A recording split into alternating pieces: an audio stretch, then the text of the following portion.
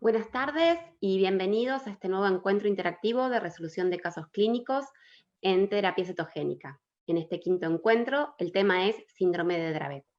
Antes de comenzar, queremos agradecer al Dr. Flesler, al Dr. Jorrat, a la doctora Araujo y a la licenciada Tersósimo, quienes serán los coordinadores y presentadores de la actividad.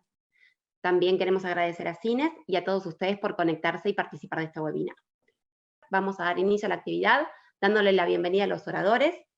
El doctor Santiago Flesler es médico neurólogo infantil y epileptólogo, director médico de Cines y coordinador del equipo interdisciplinario de terapia cetogénica de Cines.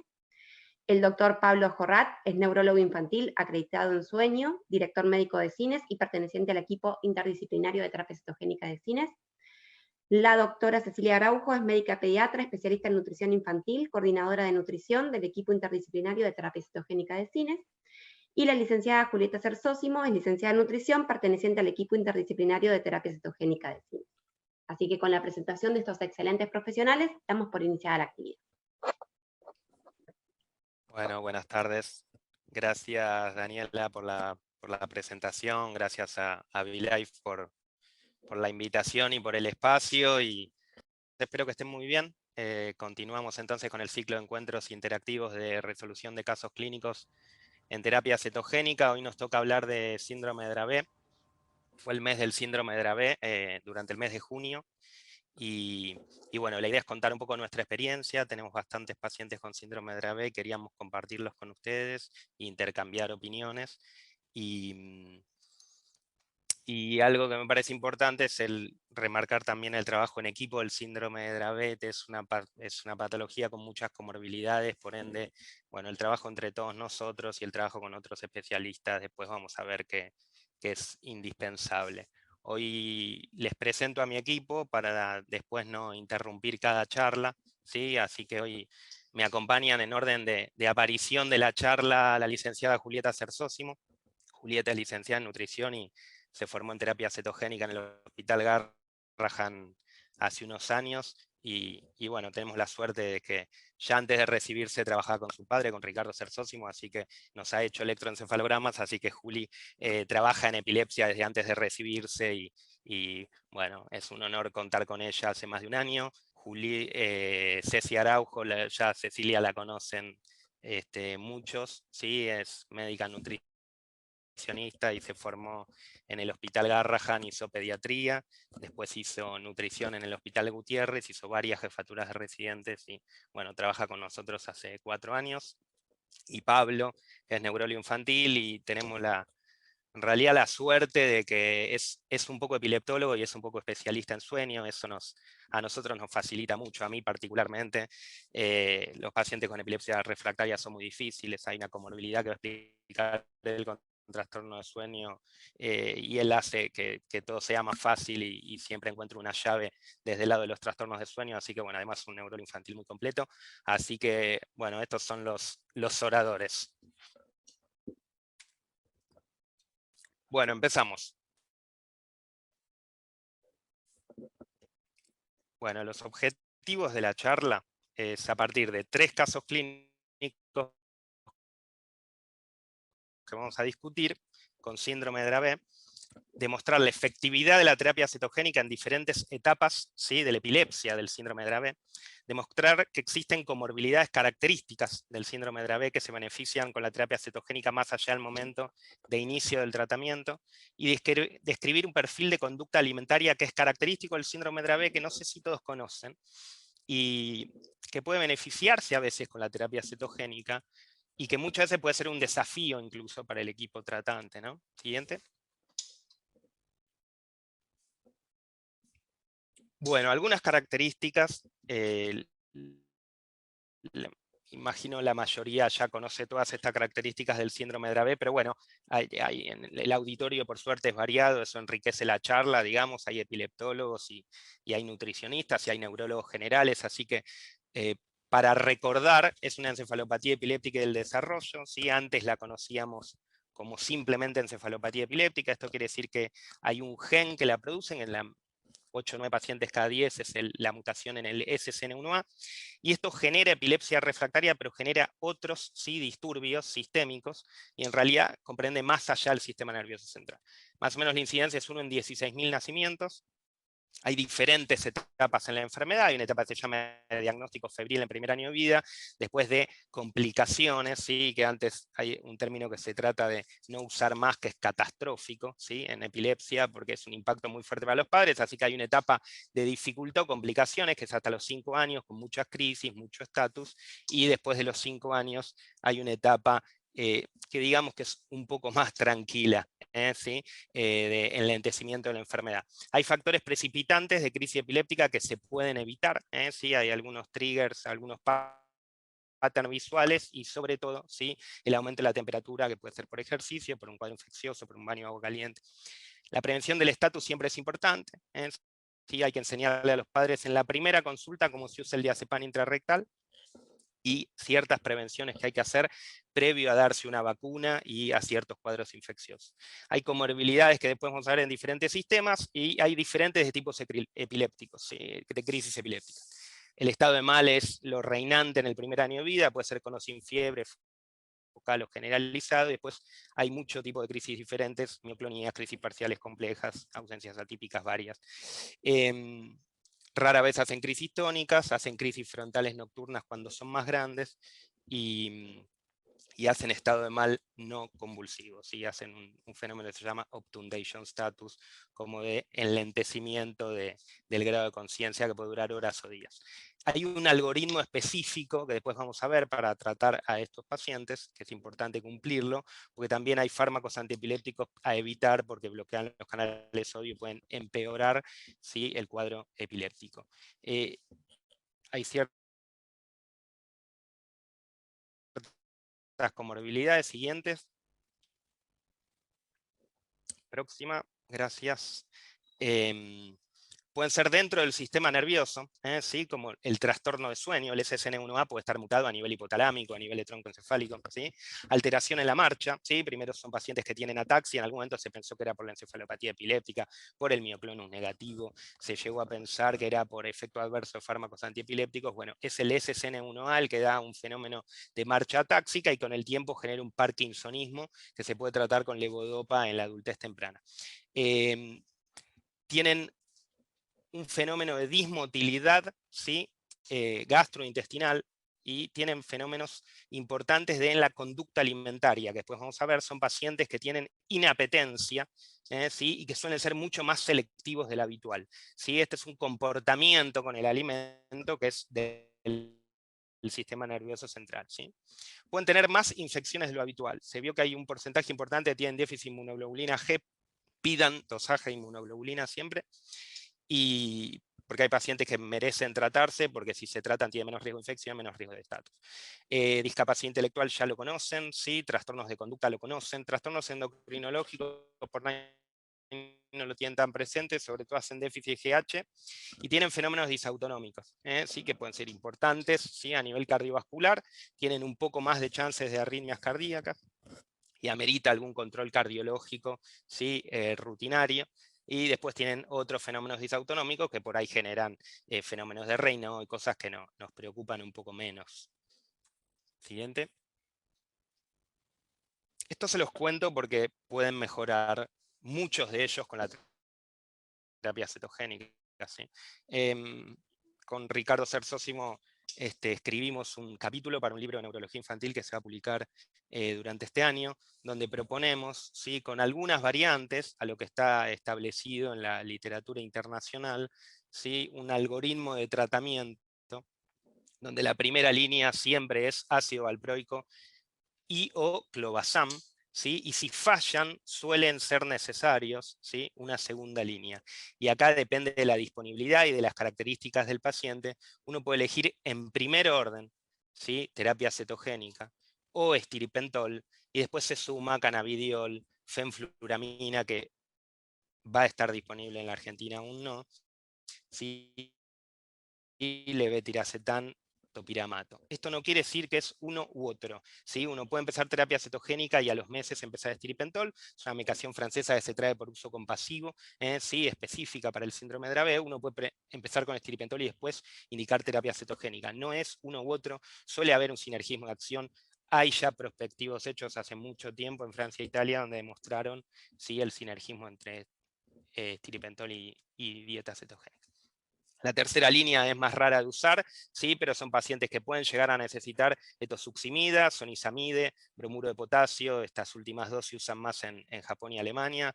Ricardo usa mucho el bromuro de potasio en estos chicos, clonazepam, y rara vez, yo tengo 2 pacientes con estímulo del nervio vago, uno mejoró mucho y otro no. Siguiente.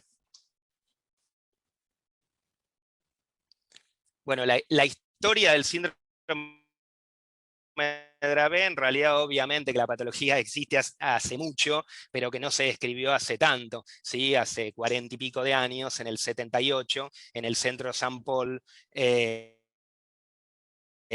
la doctora Charlotte Dravet describió a algunos pacientes que tenían algunas mioclonías y otros fenómenos que llamaban la atención y que los diferenciaban del Lennox-Gastaut. Esto fue en el año 78, a la vez Dalla Bernardina publicó en el 82 y trabajó en el centro, en el Policlínico Rossi en Verona, y describió varios de estos pacientes. En el año 2001, ¿sí? Se la cataloga como encefalopatía epiléptica, ¿sí? En la Task Force de la ILAE por Engel, y se identifica el gen que causa 8 o 9 de cada 10, ¿sí? Pacientes con síndrome de Dravet, que es la mutación en el canal de sodio en las interneuronas, ¿sí? Inhibitorias, por eso se generan los fenómenos convulsivos. Entre el año 2000 y 2002, algo les contaba, se hizo el primer prospectivo, es un randomizado, ¿sí? con estiripentol, ¿sí? En Francia y en Italia demostraron 70% de efectividad en promedio, ¿sí? Con el estiripentol en el síndrome de Dravet, por eso se usa tanto y sobre todo en Francia.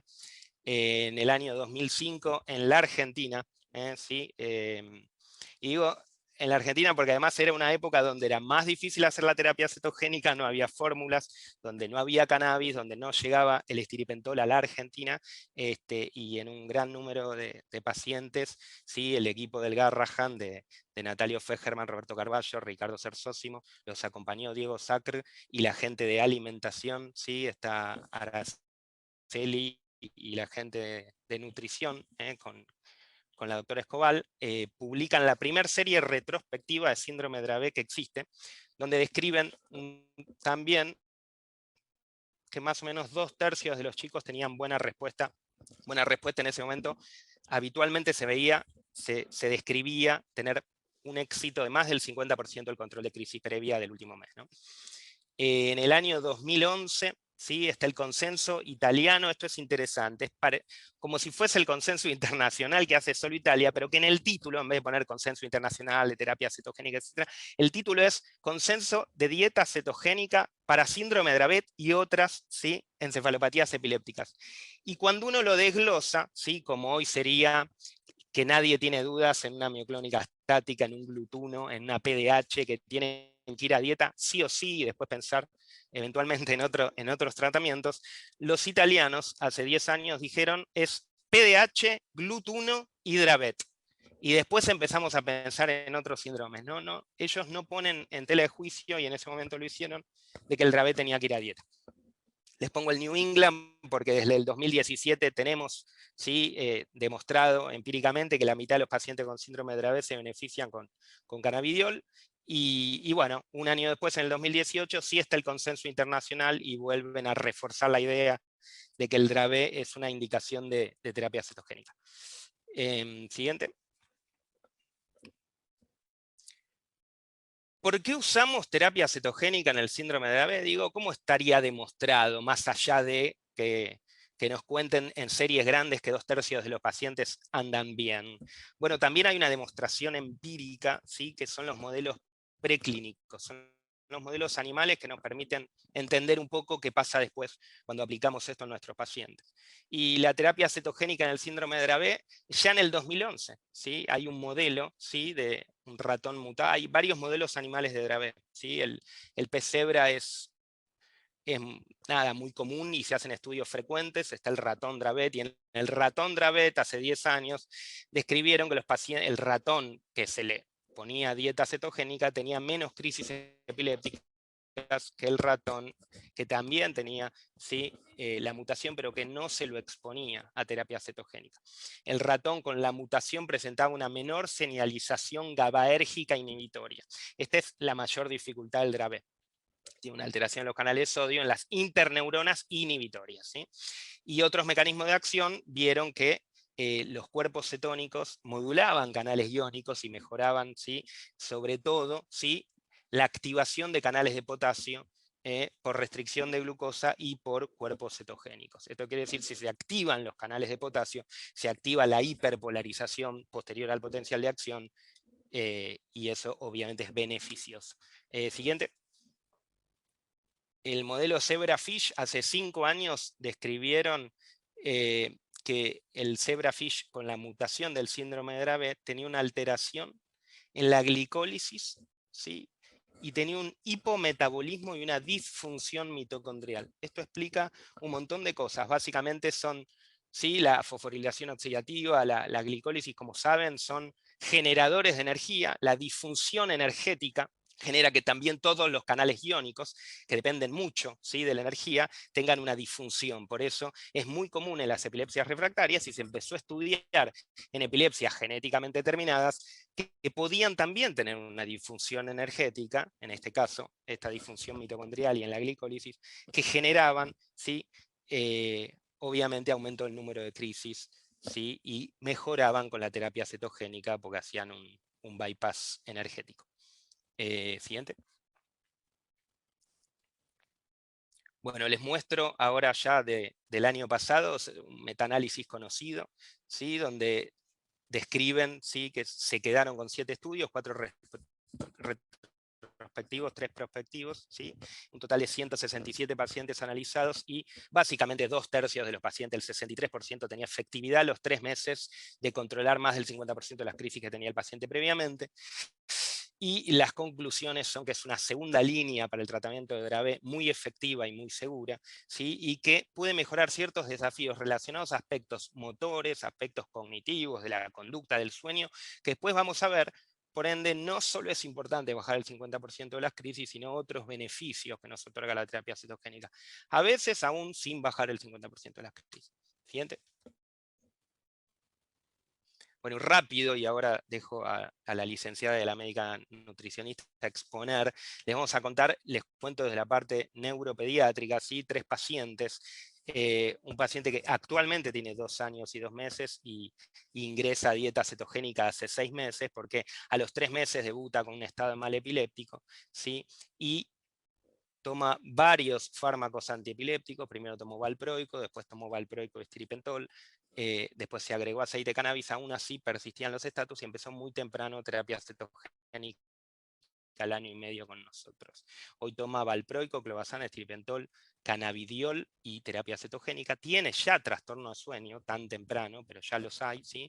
Tiene un trastorno de conducta leve, ¿sí?, hiperactividad y desatención like, y tiene un compromiso cognitivo leve. El caso 2 es un paciente de 5 años y 9 meses que también empieza hace un año dieta, debuta a los 5 meses con un estado de mal. Actualmente, ¿sí?, había tenido buena respuesta al bromuro, había tenido buena respuesta al estiripentol, pero persistían crisis reflejas visuales, ¿sí?, y algunas crisis parciales complejas. No tenía estatus, pero eran frecuentes y eran diarias. Y ahora les vamos a contar lo tanto que mejoró con terapia cetogénica, sus crisis, ¿sí?, estímulos sensibles, y sobre todo su conducta y lo cognitivo.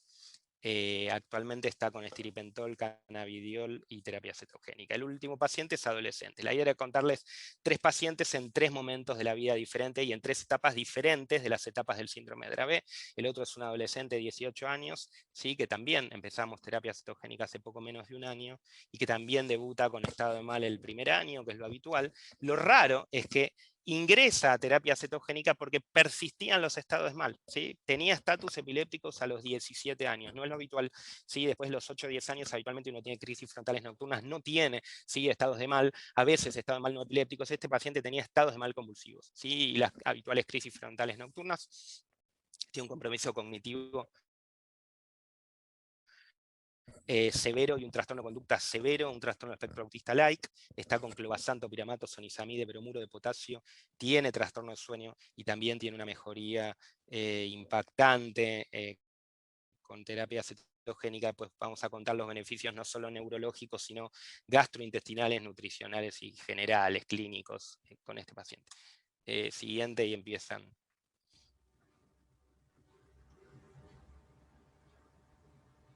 Bueno, primera pregunta.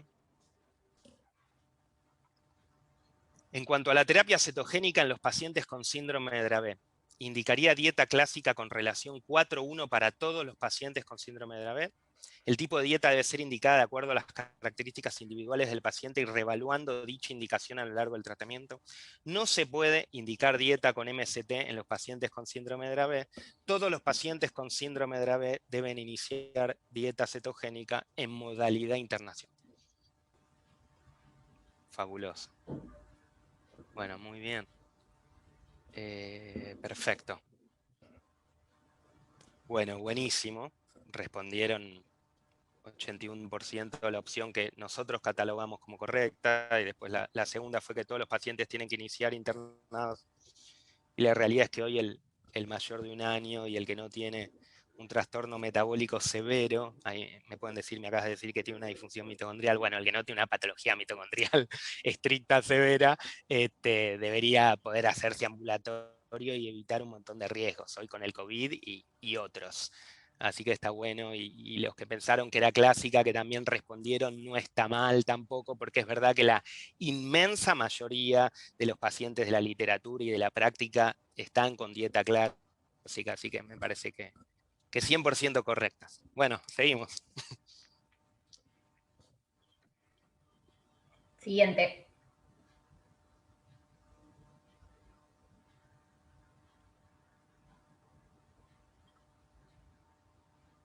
Siguiente. Bueno, muy bien. Arrancamos con los casos clínicos desde el lado de la nutrición. Bien, aquí tenemos una paciente de género femenino, ¿sí? Una lactante, que inicia la terapia cetogénica a los 17 meses de edad. ¿Sí? La paciente, el tipo de dieta cetogénica que elegimos fue una dieta clásica, ¿sí? Una terapia cetogénica clásica, que llegamos a un ratio cetogénico 3:1. ¿Cómo fuimos avanzando en la terapia cetogénica? Bueno, en la primera semana le aportamos un ratio cetogénico de 0,51 y después lo que fuimos haciendo es subir de a medio punto la relación cetogénica por semana hasta poder llegar a este ratio cetogénico 3:1. ¿Sí? La paciente se alimentaba vía oral, no presentaba ningún trastorno de la deglución. Y en cuanto a la valoración nutricional, la valoración antropométrica al inicio de la dieta, ¿sí? La paciente se encontraba en un peso en el percentilo 97, ¿sí? A medida que fuimos avanzando en la implementación de la terapia cetogénica, en los primeros 2 meses la paciente aumentó de peso, y lo que hicimos fue obviamente hacer un reajuste en el aporte calórico, y con esto reencarriló, ¿sí? El peso, quedando en un percentilo entre el 90 y el 97. ¿Sí? Con respecto a la talla tuvo un crecimiento, ¿sí? En el percentilo 75.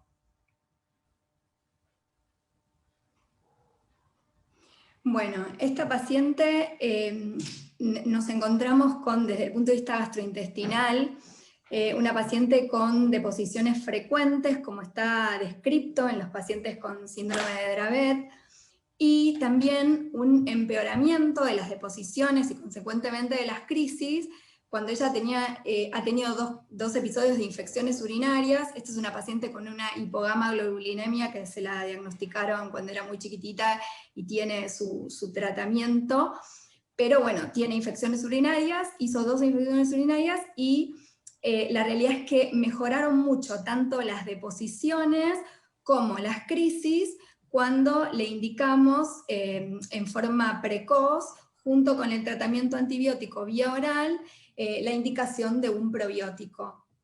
Y un poco queremos contarles la importancia, sobre todo en pacientes de estas características, en mirar lo que es la microbiota, o sea, ese trillón de bacterias y otros microorganismos que conviven con nosotros en forma simbiótica, en una epilepsia, la importancia y la evidencia del rol que esto tiene, y cómo mirar la microbiota y actuar a favor de una microbiota saludable o a una eubiosis, puede tener un impacto en el manejo de un paciente con epilepsia refractaria como es esta paciente.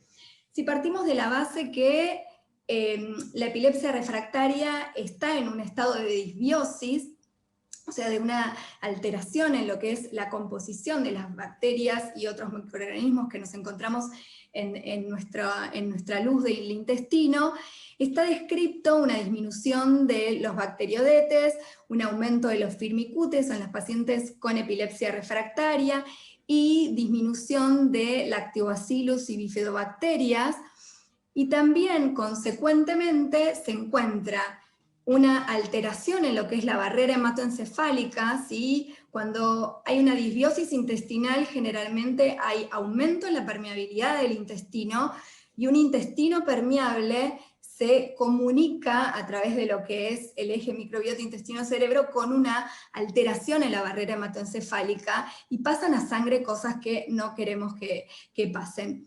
Hay una disminución de los ácidos grasos de cadena corta. Los ácidos grasos de cadena corta son producto también de las bacterias intestinales, justamente lo producen las lactobacillus y bifidobacterias, que en estos pacientes están disminuidos, así como GABA y serotonina, que también son producidos por estas bacterias que son tan saludables para nuestro intestino.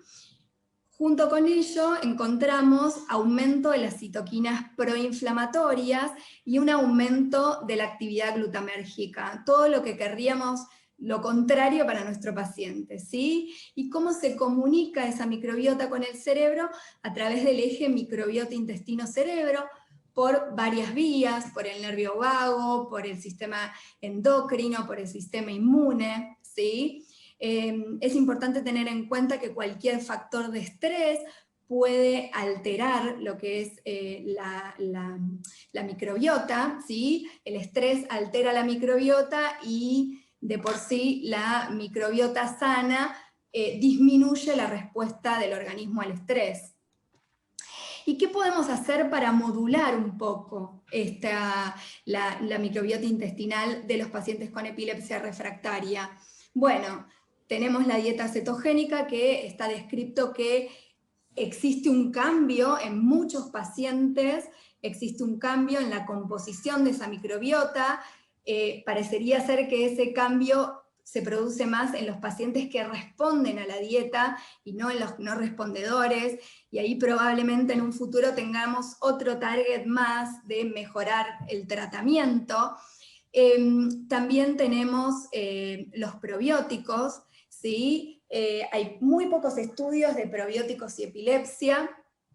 Hay uno de epilepsia refractaria que es un estudio piloto en 45 pacientes, que lo que hacen es colocarles durante 4 meses un probiótico que a mi entender es muy acertada la elección, porque tiene varias cepas de lactobacillus y bifidobacterias, y ellos encuentran un aumento en la producción de GABA, y ellos describen un 29% de pacientes que tienen más del 50% porcentaje de control de crisis, sin hacer terapia cetogénica. Muchísimo. Es un solo artículo, pero bastante prometedor.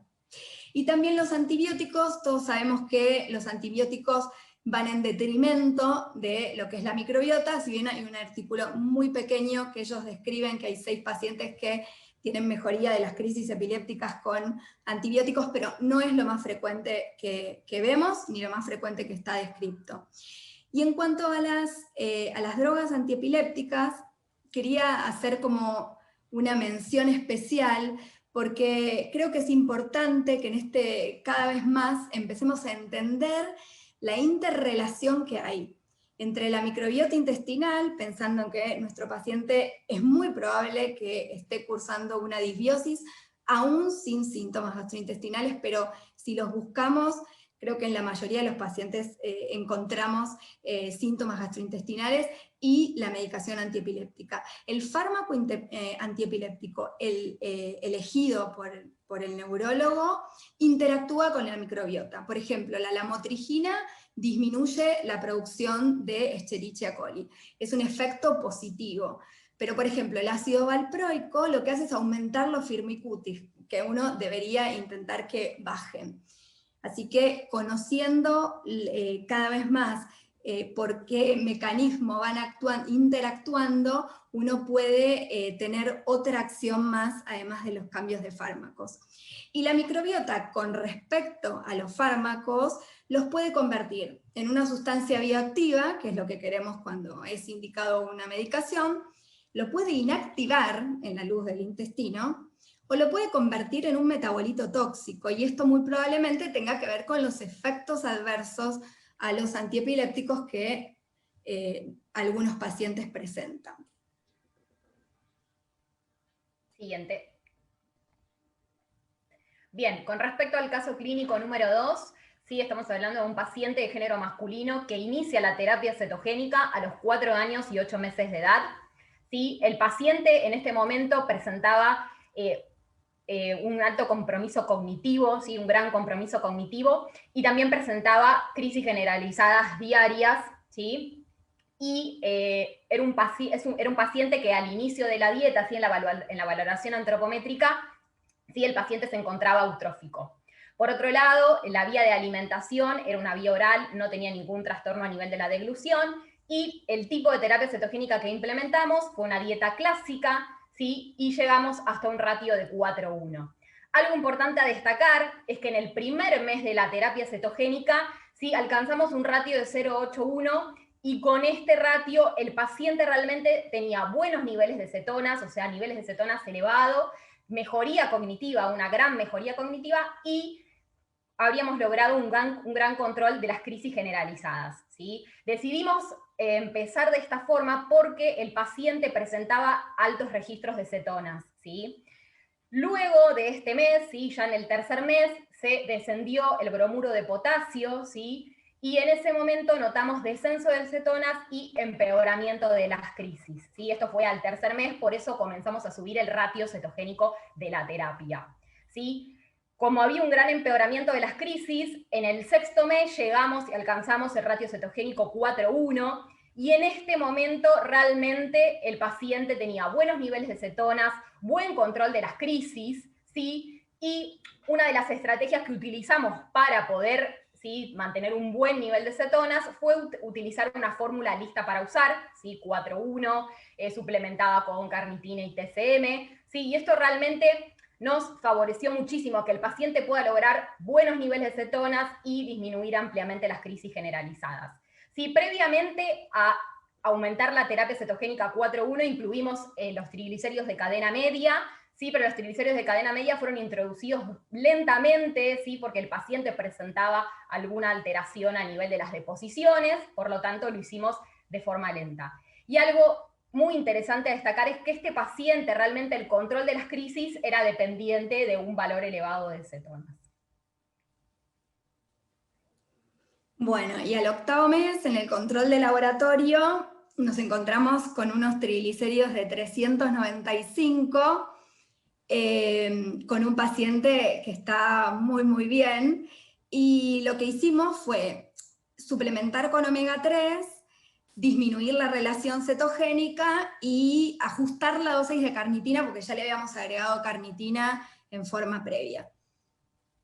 Bueno, el paciente a las 24 o 48 horas empeoraron las crisis, consecuentemente con el descenso de cetonas, como decía Juli recién, y lo que hicimos fue aumentar el porcentaje de triglicéridos de cadena media en la dieta, mejorando el nivel de cetonas y favoreciendo que continúen bajando sus niveles de triglicéridos hasta valores normales, ¿sí? De 150 aproximadamente.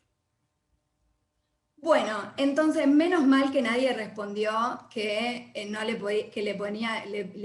iban a poner dieta con TCM a los pacientes con síndrome de Dravet, y si alguien lo respondía, bueno, estaba esta parte para por ahí aclararlo. Un poco vamos a repasar los mecanismos por los cuales actúan los triglicéridos de cadena media. Recordemos que, porque uno siempre recuerda, bueno, el TCM da diarrea, ¿no? Pero bueno, el triglicérido de cadena media no necesita la lipasa pancreática para absorberse, ¿sí? Con lo cual si hubiese algo pancreático en un paciente uno lo puede utilizar, se absorbe y a través de vía porta llega al hígado, ahí se producen los primeros cuerpos cetónicos en forma más rápida y efectiva, y es por esto que utilizando triglicéridos de cadena media encontramos a menores relaciones de la dieta, mayores niveles de cetosis, y esto en los pacientes que el control de crisis es dependiente del nivel de cetosis nos puede servir como una gran herramienta terapéutica. También los ácidos grasos de cadena media, el ácido octanoico y decanoico, atraviesan barreras hematoencefálica y van al sistema nervioso central. El ácido láurico está en muy poquita porcentaje en los triglicéridos de cadena media, pero tiene una actividad antiinflamatoria a nivel intestinal, entonces también tiene una característica que nos gusta. ¿Qué hace el sistema nervioso central, sobre todo el ácido decanoico? Lo vamos a contar ahora con otro artículo que salió ahora la semana pasada, fin de junio, es muy lindo, se los recomiendo leer. A nosotros nos gusta mucho leer qué pasa en los modelos animales para un poco, como decía Santiago, entender fisiopatológicamente qué pasa y permitirnos buscar cada vez más una intervención cada vez más precisa y dirigida hacia nuestro paciente. Entonces, este artículo habla de cómo los triglicéridos de cadena media actúan, y un poco lo que dice es que hay evidencia que en el cerebro epiléptico, o sea, en un cerebro con epilepsia, hay una alteración en lo que es el metabolismo de la glucosa en algunas áreas del cerebro. Y esa disminución de energía que tienen esas áreas del cerebro puede disrumpir los gradientes iónicos y eso llevar a que baje el umbral y se produzcan crisis. Entonces, lo que proponen es que estos pacientes, que hay ciertos pacientes con epilepsia refractaria, obviamente, no, esto todavía... por ahí quizás se necesita encontrar exactamente cuáles síndromes epilépticos se benefician más con triglicéridos de cadena media, que algunos sabemos, como por ejemplo el complejo esclerosis tuberosa, pero las dosis no están tan claras. Habría que haber estudios en humanos comparando para ver qué dosis es la más efectiva en lo que es ayudar al control de crisis. ¿Y qué hace el ácido decanoico cuando atraviesa barrera hematoencefálica? Por un lado, genera cuerpos cetónicos en el astrocito, y de ahí indirectamente a través de los cuerpos cetónicos mejora la función mitocondrial. Por el otro lado, directamente vía el receptor PPAR-gamma, aumenta la biogénesis mitocondrial y mejora la función mitocondrial, también teniendo un efecto antioxidante, disminuye la actividad de la vía mTOR, que está aumentada en la epilepsia, tiene una actividad inhibitoria en forma no competitiva con el receptor AMPA de glutamato a nivel sistema nervioso central, y un mecanismo que no queda exactamente claro, pero ellos lo mencionan por qué intervendría en lo que es la epilepsia, es activar el receptor de GPR84, que es un receptor que está en neutrófilos, macrófagos, y también está en las células de la glia, que en realidad están en muy pocas concentraciones, y fisiológicamente se activa a través de los lipopolisacáridos, que son el lipopolisacárido es la molécula que interactúa cuando están las bacterias gram negativas. Bueno, el ácido decanoico lo activa, si bien ellos lo que describen es que no hay una actividad proinflamatoria a nivel ni sistema nervioso central ni el resto del cuerpo, pero es una acción que tiene el ácido decanoico. Obviamente que me pone muy contenta que sigan publicando cosas de triglicéridos de cadena media, porque en la experiencia nosotros, a pesar de que a veces cuesta la tolerancia, como decía Juli recién, porque hay pacientes, como los pacientes con síndrome de Dravet, que tienen estas deposiciones como desligadas y frecuentes, y quizás hay que aumentarlo con mucha paciencia, porque la realidad es que si uno lo va titulando en concentraciones bajitas lo terminan tolerando, pero tiene muy buena efectividad desde lo que uno lee y desde la práctica clínica. Bien, como último, en este caso, cabe destacar un gran desafío, ¿sí? Un gran desafío que se nos presentó con este paciente, pero la realidad es que la mayoría de los pacientes de Dravet en algún momento tienen lo que es la inapetencia, la disminución del apetito, mucha selectividad por determinados alimentos y también por determinadas comidas, ¿no? Principalmente en este caso lo que nos pasó cuando estábamos implementando la terapia cetogénica, el ratio 4:1, fue que el paciente tenía inapetencia y realmente tenía como una selectividad, ¿no? Esto que es importante destacar.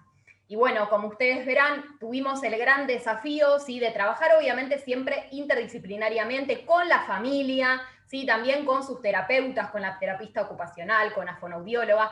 Y bueno, como el niño iba mejorando cognitivamente, ¿sí?, él mismo quería elegir sus preparaciones. Entonces, bueno, tuvimos el desafío de armar, por ejemplo, unas galletitas Formis cetogénicas, ¿no? Símil Formis, pero cetogénicas. Y bueno, el niño de esa manera comenzó digamos, a incorporar más preparaciones. Pero creo que esto es muy importante acá, destacar el rol que tiene la licenciada en nutrición, ¿sí? Obviamente calculando y demás, pero también estando receptivo, escuchando a los padres. Muchas veces la madre del niño, ¿no? Obviamente al ver que no tenía tanto apetito, bueno, preocupada, nos consultaba, nos enviaba recetas, y bueno, también eso creo que es clave, ¿no? Estar receptivo a, obviamente, escuchar a los padres y en base a eso hacer los cálculos pertinentes, ¿sí? Pero creo que esto de la inapetencia, de la disminución del apetito, también de los trastornos gastrointestinales, ¿no?, que suceden en los pacientes con síndrome de Dravet, es muy importante tenerlo en cuenta. Siguiente. Bien. Para el caso número 3, ¿sí?, vamos a estar hablando de un adolescente, ¿sí?, de género masculino, ¿sí?, que inicia la terapia cetogénica a los 17 años y 10 meses de edad, ¿sí? Algo que es importante tener en cuenta, ¿sí?, es que este paciente presentaba una diarrea crónica de 2 años de evolución, aún en estudio, ¿sí? Y por otra parte, el paciente había perdido 14 kilos de peso debido a esta diarrea. Entonces se nos presenta un paciente con todas estas características, ¿sí? El paciente, la vía de alimentación era vía oral, no tenía ningún trastorno a nivel de la deglución, ¿sí? Siguiente. Entonces, ¿qué podemos pensar cuando se nos presenta un paciente con estas características, ¿no? ¿Qué características? Bueno, diarrea crónica, pérdida de peso, ¿sí? ¿Qué podríamos pensar? No es candidato a terapia cetogénica, debe iniciar tratamiento sintomático con loperamida, tiene indicación de parenteral cetogénica o es candidato a una fórmula hidrolizada. Muy bien, ahí aparece la respuesta. Bien, es candidato a fórmula hidrolizada. Bueno, ahora les vamos a contar, ¿sí?, cuando avance en el caso, nosotros, ¿sí?, al tener este paciente, siguiente, por favor. Ahí está, ahí pasó, muy bien. Bueno, la respuesta es candidato a una fórmula hidrolizada. Bien, nosotros lo que hicimos, ¿no?, con todas estas características que les cuento que tenía este paciente, fue indicarle una terapia cetogénica modificada, ¿sí? O sea, algo que quería recalcar también por el cual se piensa comenzar la terapia cetogénica es porque el paciente tuvo un antecedente de un estatus en febrero de este año, ¿sí? Por lo tanto, bueno, con todas estas características y dado esto, decidimos implementar este tipo de terapia cetogénica modificada. Bien, al tener este paciente la diarrea crónica, sí, nosotros comenzamos a pedirle que aumente las grasas a expensas de los aceites, pero nos encontramos con la limitante de que aumentaban las deposiciones, ¿sí?, desligadas, y por lo tanto no podíamos avanzar.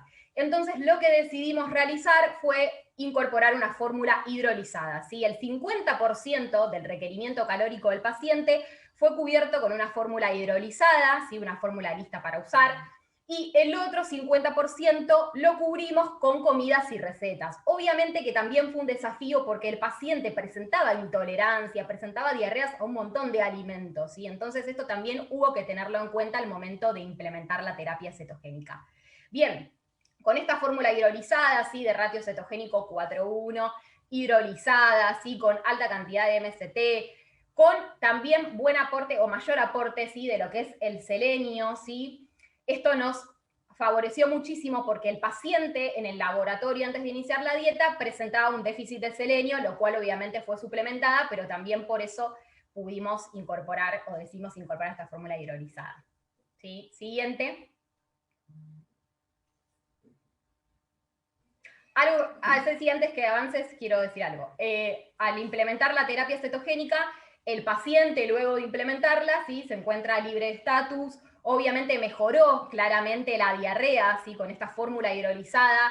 Por suerte la tomaba, la toleraba bien, o sea, no tenía ningún problema. Y bueno, justamente está libre de estatus, ¿sí? Esto que comentaba, mejoró la diarrea y también pudo recuperar peso. O sea, pensemos que, como les había contado, había perdido 14 kilos de peso en 2 años y realmente recuperó peso y pudimos mantenerlo. Sí, ya está, siguiente. Perfecto, Ju. Bueno, yo lo que quería decir antes de contarles algo de este artículo... ahí está. Lo que quería decir es, por ahí, digamos, obviamente que la decisión de fórmula hidrolizada creo que quedó en claro, pero ¿por qué no pensar puramente en un tratamiento, digamos, farmacológico de una diarrea? Porque no aborda al paciente en forma integral, y ahora les voy a contar un poco de lo que buscamos de inflamación intestinal y epilepsia. Y para enteral cetogénica, este paciente en principio no sería candidato porque tiene el tránsito intestinal conservado. O sea, cuando yo me puedo alimentar por vía enteral o por vía oral, siempre es prioritario. Por eso es muy importante contar con una fórmula hidrolizada cetogénica.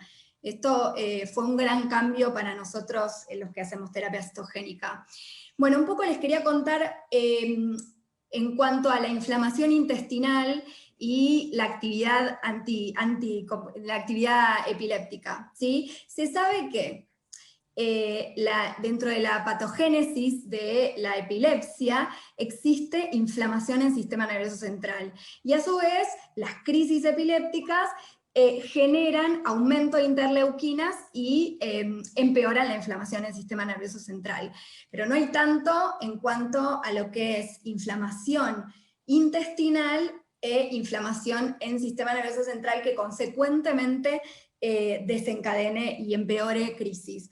Y lo que hicieron en este estudio fue, en un modelo de ratones de colitis y un modelo de epilepsia, lo que hicieron fue tratar directamente con medicación, con mesalazina, esta colitis, y al mejorar los patrones de colitis, mejoraban la epilepsia, o sea, había menos convulsiones. También hay que tener en cuenta que no solo la relación entre inflamación intestinal e inflamación en el sistema nervioso central que va a empeorar nuestra epilepsia, sino que cuando hay inflamación intestinal puede haber, aún no siendo tan sintomáticos como este paciente, puede haber disminución, por ejemplo, está descrito disminución de los efectos antiepilépticos del ácido valproico. No es que me la agarré hoy con el ácido valproico, pero parece que con el intestino no se lleva tan bien. Y también puede haber alteración o disminución en la absorción, tanto de macronutrientes como de la medicación que esté tomando, ¿sí? Bueno, nos gustaría contarles este artículo, que es un artículo muy lindo, porque lo que hicieron fue hacer una encuesta a padres sobre la percepción de las comorbilidades en los niños con síndrome de Dravet.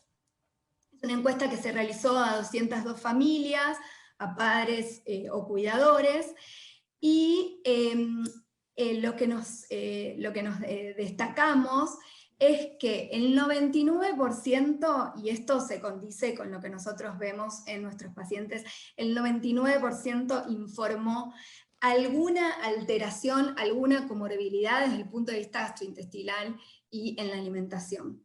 Se describe pobre apetito, disminución en la variedad de las comidas, aumento del tiempo que les lleva a comer, necesidad de asistencia, dificultades en la masticación, en tragar, esto de querer comer todos los días la misma comida, que por ahí también obviamente tiene algo de conductual, los niños que picotean.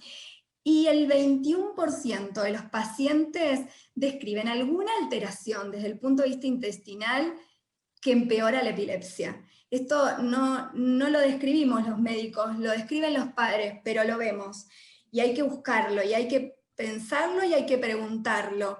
Cuanto más miremos qué pasa en el intestino, más nos vamos a dar cuenta de la relación que hay en muchísimos pacientes, yo diría la gran mayoría, con respecto al empeoramiento de las crisis. Entonces, mirar lo gastrointestinal no es solo mirar la microbiota, no es solo mirar los efectos adversos de la dieta o alguna comorbilidad, en este caso del síndrome de Dravet, sino es pensarlo en forma más integral al paciente y mejorarle la calidad de vida, también mejorando su epilepsia.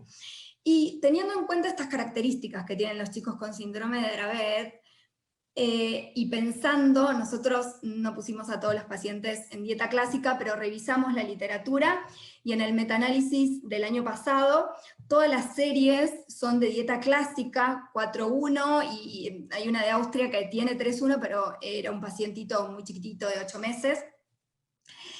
Pero sí hay una descripción en un artículo que habla de eficacia de la dieta clásica y de la dieta modificada en niños con epilepsia refractaria, y ellos tienen 4 pacientes en dieta modificada y 2 pacientes en dieta clásica.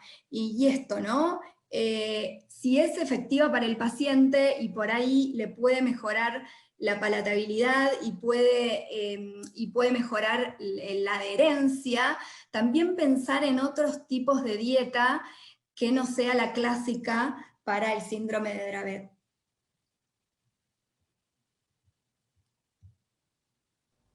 Bien, para concluir un poco con los casos clínicos, ¿sí? Acá lo que intentamos armar fue un cuadro comparativo con los 3 casos, ¿sí? En donde vemos que en los 3 la vía de alimentación implementada fue la vía oral, ¿sí? La terapia cetogénica en el paciente 1 fue, como les explicaba hace un ratito, una terapia cetogénica clásica, llegando a un ratio de 3:1, ¿sí? La edad de inicio de la terapia cetogénica fue a los 17 meses. Se incorporó triglicéridos de cadena media en el caso 1, ¿sí? Llegando a cubrir con el TCM un 9% del requerimiento del valor calórico total. ¿Sí? Obviamente la incorporación del TCM fue lenta porque la paciente presentaba deposiciones desligadas, algunas diarreas, entonces tuvimos que ir bien lento. Y algo muy importante a destacar es esto que ya lo habíamos hablado en el caso 2, ¿no? Las comorbilidades con respecto a lo de a la alimentación. O sea, la paciente presentó inapetencia, presentaba selectividad a ciertos alimentos, ¿sí? Y esto es muy importante tenerlo en cuenta. Con respecto al caso 2, también la terapia cetogénica implementada fue una terapia cetogénica clásica. El ratio cetogénico que se alcanzó fue el ratio 4:1. ¿Sí? La edad de inicio de la terapia cetogénica fue a los 4 años y 8 meses. También incorporamos TCM, como ya les había anticipado, de forma progresiva, de forma lenta, ¿sí? Llegamos a cubrir un 20% del valor calórico total, y también en este paciente se nos presentó las dificultades, lo que era la disminución del apetito, la selectividad de alimentos, o selectividad también por ciertas comidas, por hacer siempre la misma comida, ¿sí? En un estadio también de la terapia cetogénica se presentó dificultad masticatoria, ¿sí? Más que nada, lo que manifestaba la fonoaudióloga era que él quería texturas más crocantes, y bueno, entonces ahí tuvimos también un gran desafío. Y en el caso 3, la terapia cetogénica a implementar fue una terapia modificada, ¿sí? Como les había dicho, utilizamos recetas, relación cetogénica 2:1, ¿sí? La edad de inicio de la terapia cetogénica fue en la adolescencia, a los 17 años y 10 meses, ¿sí? También incorporamos TCM, pero el TCM mediante la fórmula hidrolizada, llegando a cubrir un 5% del valor calórico total. Y obviamente, como bien hablamos de este paciente, la diarrea crónica fue una manifestación a tener en cuenta. Bueno, voy a tratar de ser breve. Nosotros como equipo nos preguntamos al iniciar una terapia cetogénica cómo podemos mejorar la calidad de vida de los pacientes, que es uno de los objetivos principales de un tratamiento de una condición crónica. Muchos de estos puntos podemos lograrlo con la terapia cetogénica y otras veces necesitamos de otras herramientas. Para mejorar la calidad de vida en epilepsia, bueno, la disminución del número de crisis, la disminución de la duración, esto por un lado conllevaría la disminución de internaciones, disminución de las crisis que impactan más en la vida diaria, y después, como mencionaron recién, identificar las comorbilidades que están asociadas al síndrome de Dravet y a otras encefalopatías epilépticas, como tratar de mejorar la conducta, tratar de lograr mejoras cognitivas, mejorar el sueño, mejorar el estado nutricional, la constipación, mejorar el desempeño motor y lograr menos efectos adversos de los fármacos antiepilépticos. Siguiente, por favor. Acá les voy a mostrar una revisión sistemática de 33 trabajos que salió en el 2018 que habla o demuestra los beneficios cognitivos de la terapia cetogénica en pacientes con epilepsia y que el objetivo principal era de que, si bien el resultado principal de la eficacia de la terapia cetogénica es el control o la reducción del número de crisis, hay otras cuestiones, otro impacto que resultan muy importantes y que, como ser, por ejemplo, el impacto cognitivo.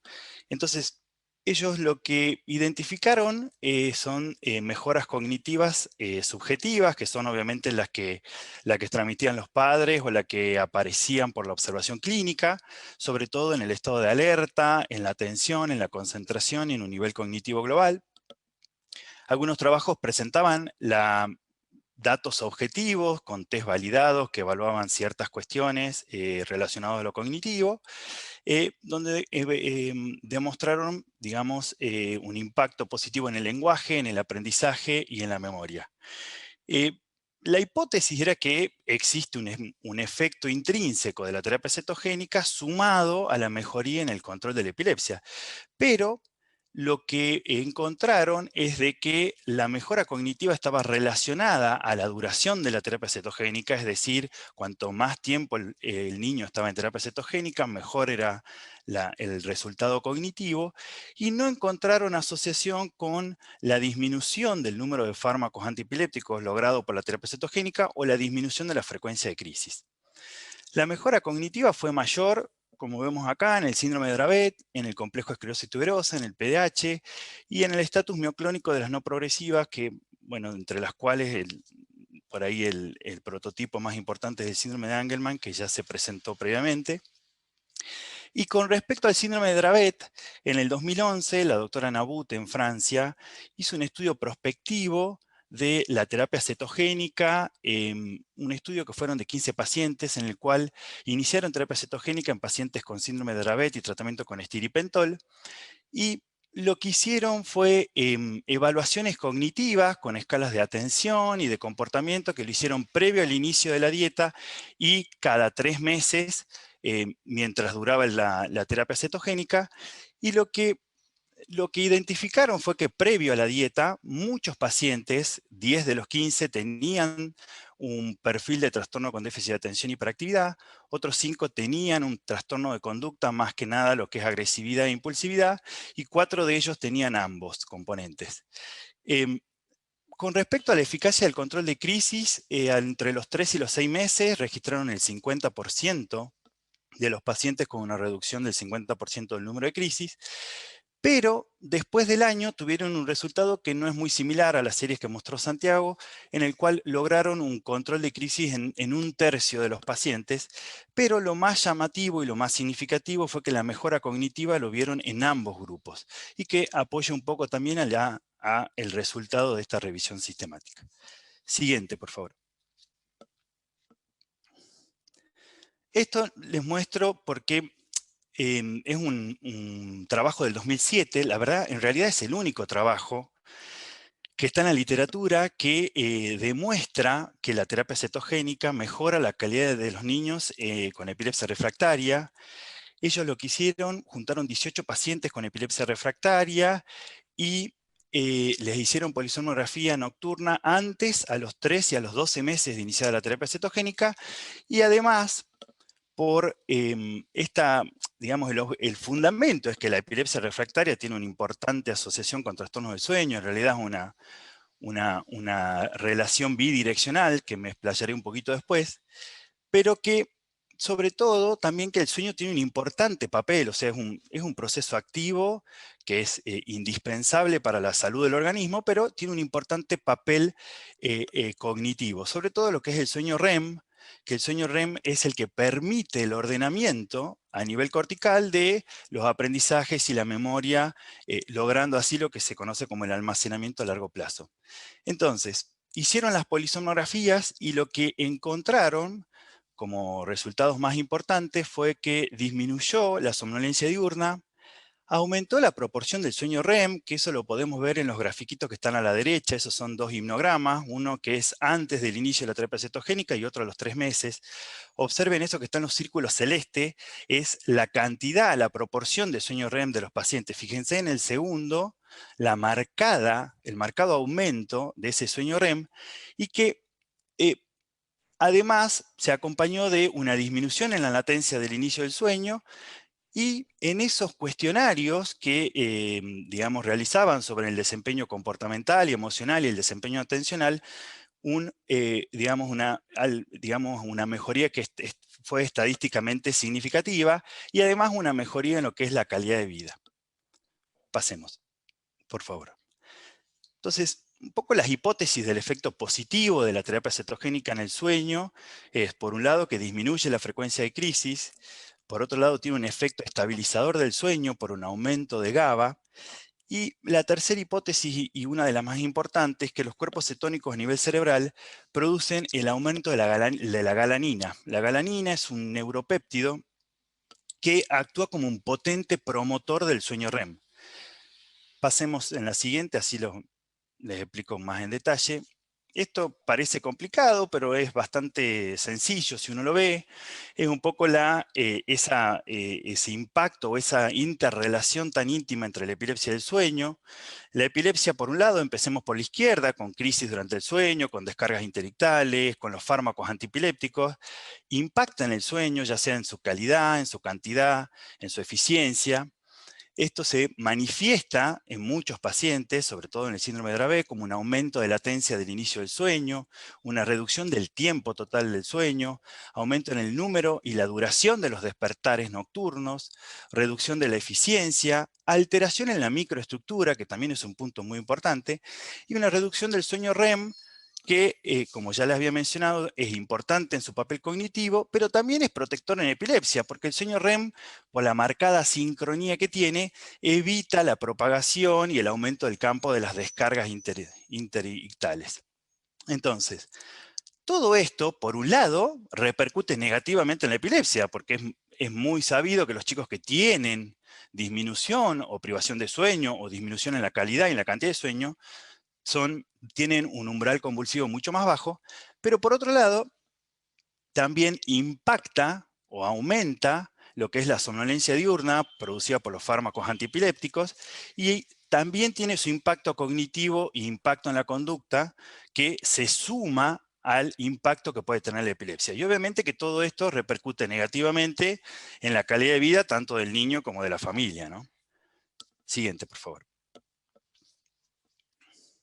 Este es un trabajo muy reciente de este año, es en realidad la continuación, o digamos el mismo grupo del que mostró Cecilia recién, que se focalizaron principalmente en encuesta padres sobre el sueño en el síndrome de Dravet.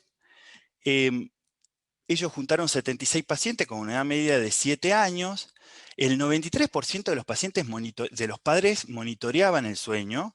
Eso es principalmente por dos motivos: por el miedo a las crisis nocturnas y porque estaban muy acostumbrados a que el niño se despierte durante la noche. El 76% de los pacientes tuvieron un sueño fragmentado, fragmentado no por crisis convulsivas, el 53% lo tuvo fragmentado por crisis. Pensemos que la edad media de los pacientes eran de 7 años y en la epilepsia del síndrome de Dravet, a partir de los 4 o 5 años, se produce una inversión del ritmo circadiano de las convulsiones y los chicos empiezan a tener más crisis nocturnas. En el 47% coexistían los dos factores y esto es extremadamente importante. Un 90% de los cuidadores y de los padres referían cansancio diurno y de esos el 26% referían que había un aumento del número de crisis cuando esto se presentaba. Acá, para ver un poco los grafiquitos a la derecha, el primero, lo más importante es la primera, que habla de los despertares nocturnos, que si ustedes se fijan, cerca del 50% de los pacientes tienen despertares nocturnos más de 3 noches por semana, y hasta un 25%, o sea, un cuarto de los pacientes lo tienen entre 6 y 7 noches por semana. Y abajo es el tiempo de cansancio diurno, somnolencia diurna, que un poco más del cuarto, o sea, el 30%, lo tienen 6 a 7 días a la semana. O sea que esto tiene un impacto notable en todo lo que es el desempeño diurno de ese niño, en su calidad de vida y obviamente en el desempeño, ya sea laboral y en la calidad de vida de los padres. Pasemos, por favor. Este se lo muestro rápidamente, es muy llamativo porque es un estudio que se presentó en el 2014 del doctor Cotagal de la Clínica Mayo, que es el único estudio con pacientes con síndrome de Dravet. Juntaron 6 niños que les hicieron polisomnografía nocturna con oximetría y que además lograron analizar lo que es la microestructura del sueño. La microestructura del sueño se analiza a través de un método de análisis que se llama patrón alternante cíclico, que lo que busca es analizar las frecuencias que se producen en el sueño no REM para identificar dos fases. Una que favorece a que se produzcan los microdespertares, que es una fase de inestabilidad del sueño no REM, y otro que evita, que son mecanismos de defensa, que evita ese microdespertar. Un microdespertar a nivel cortical tiene 3 caminos principales. O se vuelve a dormir, o presenta un trastorno del sueño, o en un cerebro genéticamente predispuesto o estructuralmente predispuesto puede tener una convulsión. Y lo llamativo fue que 5 de esos 6 pacientes tenían esa inestabilidad del sueño no REM, y esto ya fue descrito en realidad en modelos animales. En el ratón, como había mencionado Santiago, con las mutaciones en el SCN1A, se demostró que tiene un gen, que tiene un papel regulador en la homeostasia del sueño. Los ratones con la mutación del SCN1A tienen mayor tiempo en vigilia, tienen disminución del sueño REM y no REM, y esto se debe a que hay una interacción de las vías tálamo-corticales que se median por serotonina, por acetilcolina y por orexina, que intervienen en el ciclo sueño-vigilia. Y un poco lo que comentaba Santiago con esa distribución de los canales de sodio en áreas del cerebro que participan en este ciclo. Entonces, la hipótesis fuerte de este trabajo es que ese compromiso de las vías tálamo-corticales generan esta inestabilidad en los mecanismos de los arousal o de los despertares, que resultan importantes como mecanismos de defensa ante la asfixia que aparece en sueño. Y este es un punto importante porque, como vamos a ver en la siguiente. Siguiente. Ahí está. Este es un trabajo que salió en el 2018 por el grupo de Iowa, que en realidad lo que evalúa es la influencia del momento del día y de la terapia cetogénica en la susceptibilidad al SUDEP en ratones con el SCN1A. Bueno, ya sabemos que el mecanismo del SUDEP aún es desconocido, tiene una fuerte asociación con el sueño. Los primeros trabajos demostraban, o en realidad comentaban, pacientes que eran encontrados en la cama, en decúbito prono, con estigmas de haber tenido una convulsión. También se sabe que la convulsión tiene un cambio, o se presenta un cambio en todo lo que es el patrón cardiorrespiratorio, y el síndrome de Dravet presenta un riesgo de SUDEP que es 15 veces mayor que cualquier otro tipo de epilepsia. Entonces lo que ellos evaluaron fue el 56% del grupo control, o sea, el grupo que digamos que no tuvo la intervención de la terapia cetogénica, presentó SUDEP. Y como ven ustedes en el primer grafiquito arriba, que tiene la letra B, de esos, la gran mayoría lo tuvo en la fase, digamos, de oscuridad, o mejor dicho, cuando el ratón estaba en la fase de sueño.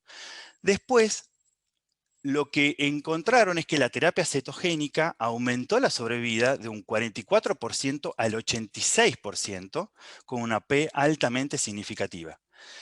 Y lo más llamativo de este trabajo es que ellos lo planteaban como hipótesis a que la protección con el SUDEP es que disminuya la frecuencia de crisis. Bueno, fíjense en el grafiquito C, no hubo diferencia significativa en la frecuencia de crisis, o sea, no hubo diferencia prácticamente en ambos grupos. Entonces se plantea una hipótesis que el mecanismo del SUDEP en el sueño aún no se conoce, pero claramente se relaciona o tiene un ritmo circadiano y podría estar asociado a estos mecanismos reguladores o esta disfunción de los mecanismos reguladores de los despertares. Siguiente, por favor.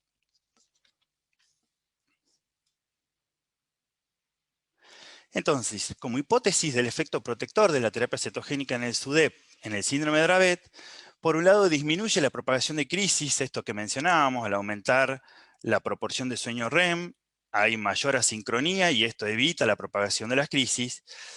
Tiene un factor estabilizador del sueño y además optimiza estos circuitos talamocorticales.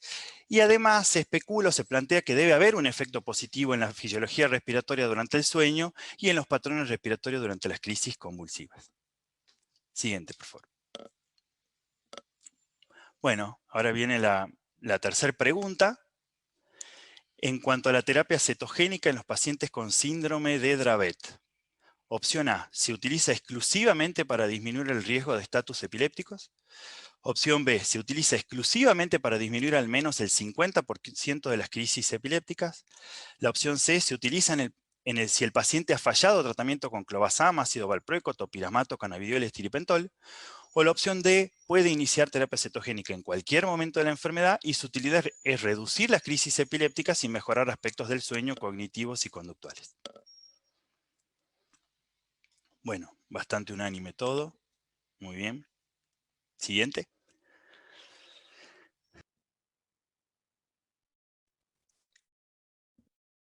Bueno, fantástico, Pablo. Muy linda la exposición. Bueno, para ir cerrando, ¿sí? En nuestra experiencia pudimos demostrar, ¿sí?, que la terapia cetogénica fue muy efectiva para las diferentes, ¿sí?, etapas del síndrome de Dravet, sino simplemente en la primera etapa, en la etapa de estatus. También fue efectiva para otras comorbilidades. Pablo recién les habló del sueño y cómo mejora, ¿sí?, la terapia cetogénica y algunos fármacos especiales para el trastorno de sueño que hoy exceden la charla, cómo mejora lo cognitivo, cómo mejora la conducta, cómo mejora los aspectos motores y cómo mejora otros aspectos. Incluso los gastrointestinales, incluso esta fantasía que uno tendría de decir paciente con bajo peso, mal progreso de peso, diarrea crónica, por favor no lo entren en terapia cetogénica. Uno podría escuchar, no, sí, éntrenlo, porque es la posibilidad de que lo vea un equipo, ¿sí?, de nutricionistas, médicos y licenciada que tienen la posibilidad de ver un montón de aspectos, no simplemente, ¿sí?, la dieta cetogénica, y hagan que se diagnostique un síndrome malabsortivo, que se trate, que el paciente aumente de peso y que además, obviamente, que mejore todos los aspectos, ¿sí?, neurológicos con la terapia cetogénica. Pudimos ofrecer diferentes variantes de terapia cetogénica según el momento de la enfermedad, la cantidad de crisis y según las necesidades del paciente, ¿sí?, según si el paciente es selectivo o no es selectivo, si tiene síndrome malabsortivo o no, etcétera. Siguiente.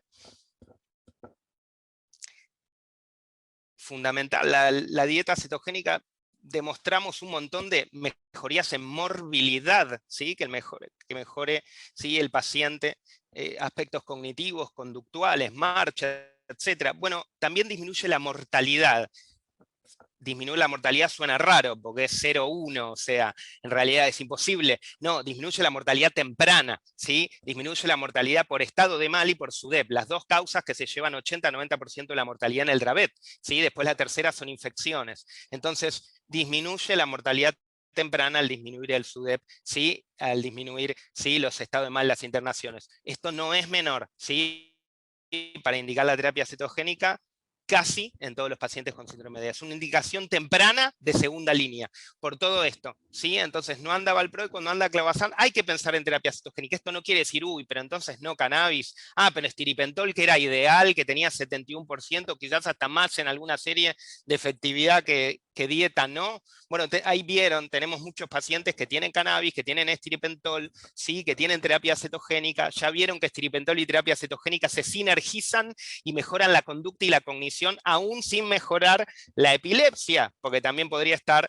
¿sí?, la idea de alguien de decir, solo va a mejorar lo cognitivo, solo va a mejorar la conducta si mejora el electroencefalograma, por todo el discurso de la encefalopatía epiléptica.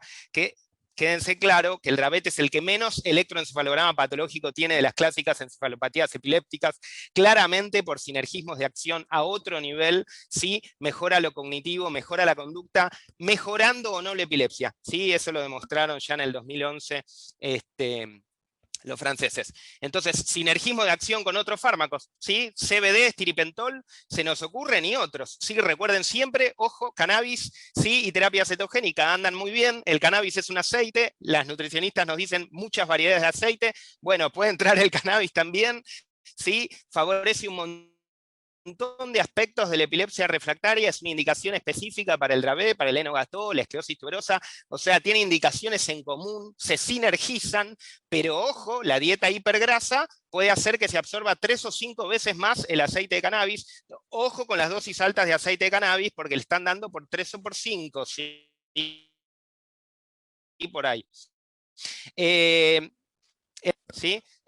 Intrainstitucional, sí, somos nosotros 4, nos comentamos todo y aprendemos mucho entre nosotros. Y interinstitucional, estos pacientes necesitan cardiólogo, endocrinólogo, un buen pediatra, sí, un gastroenterólogo, necesitan de una clínica amiga donde ir a internarse, y esperemos que cada vez menos, y bueno, buena relación con los equipos de dieta y con otros hospitales es, consideramos fundamental, ¿no?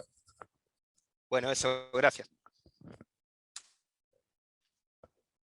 Muchísimas gracias a los 4 por sus excelentes exposiciones. Ahora vamos a dar inicio al bloque de preguntas y respuestas. Bueno, vamos con la primera pregunta de Rocío Violás. Rocío tuvo un problema de conexión, así que la voy a leer yo. ¿Con qué aportaron los omega 3 y si tenía un adecuado ayuno el paciente? Entiendo que tiene que ver con el caso clínico que expusieron. Qué interesante, Ro. Sí, el paciente, por ahí no lo aclaramos, pero está buena la aclaración, tener en cuenta que siempre que uno mide triglicéridos, y obviamente cuando nos encontramos con valores elevados, rechequeamos que el paciente haya hecho el adecuado ayuno. Nuestra paciente tenía en ese momento 12 horas de ayuno. Él ya venía con triglicéridos de 250, 290, y en el último tiempo habíamos aumentado la relación cetogénica porque directamente se relacionaban sobre todo con las crisis generalizadas que tenía por la noche, que tenía que usar mucha medicación. Entonces, bueno, lo decidimos, sabíamos que era una complicación que podía pasar, pero bueno, lo resolvimos así. ¿Y qué utilizamos de omega 3? ¿No? ¿Era el resto de preguntas? Sí, ¿qué utilizaban de omega 3? Sí. Le indicamos, además del suplemento que tiene, digamos, que la leche está suplementada con omega 3 y etcétera, le di media cápsula, que yo lo que hago es el Reulip de... Bueno, el omega 3 comercial a veces se puede escapar, pero puede ser cualquier marca. La cápsula, por ahí las madres lo pueden pinchar y sacan la cantidad necesaria, adecuada a cada paciente, y la tienen que consumir en el momento porque omega 3 se oxida y no la pueden guardar para la próxima toma. Esa cápsula se tira si no se usa. Los pacientes más grandes obviamente lo pueden tomar por boca, y la verdad es que tiene muy buena respuesta, tanto el aumento de triglicéridos de cadena media como agregar omega 3 en forma de comprimidos o el líquido recientemente sacado de la cápsula. Muy buena respuesta para las hipertriglicéridas, obviamente en estos valores, ¿no es cierto? Buenísimo. Tenemos a Marcos Semprino, el doctor Marcos Semprino, que quiere hacer una pregunta en vivo. Sonamos. La de Marquillo. Hola, ¿se escucha? Hola, Marquillos. Buenas tardes. No, un comentario y felicitarlos a los cuatro, ha sido maravillosa la presentación. Gracias a Daniela por estos espacios también, la verdad que son de aprovecharse mucho.